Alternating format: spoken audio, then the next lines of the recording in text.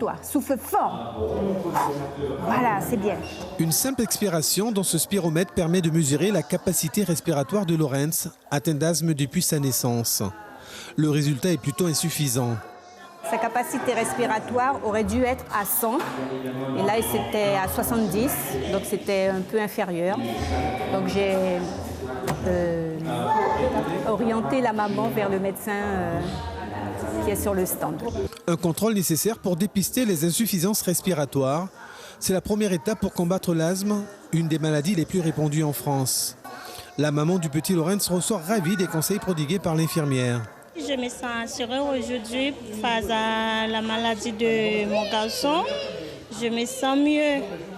Contrairement à le traitement, ensuite le cœur, ça m'inquiète avant, mais aujourd'hui je me sens mieux.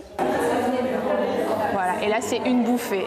Tu continues de respirer et ensuite tu bloques ta respiration. Et là tu attends tes 10 secondes. Ici, cette infirmière conseille et montre à son jeune patient comment utiliser l'appareil le mieux adapté à ses besoins. Alors ici on fait le point avec les patients sur leur traitement. On essaie de voir s'ils les utilisent correctement et comme ça on peut adapter le traitement au mieux pour le patient. Dans le cas de ce patient, il utilisait sa ventoline avec cet inhalateur. Il avait du mal à synchroniser sa respiration en poussant sur le bouton. Donc j'ai pu lui proposer cette chambre d'inhalation pour que ce soit plus efficace. le souffle, c'est la vie et si on en manque à cause de l'asthme, on peut vivre normalement en se soignant correctement.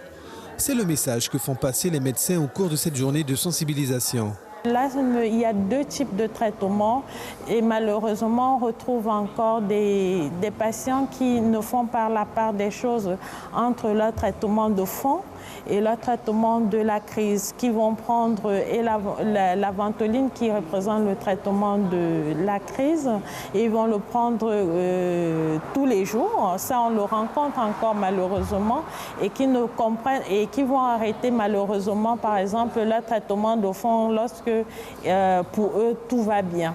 Or, ce n'est pas forcément ce qui se passe au niveau des poumons. L'asthme peut débuter dès la petite enfance, mais certaines formes de cette maladie peuvent apparaître tardivement, entre 40 et 60 ans.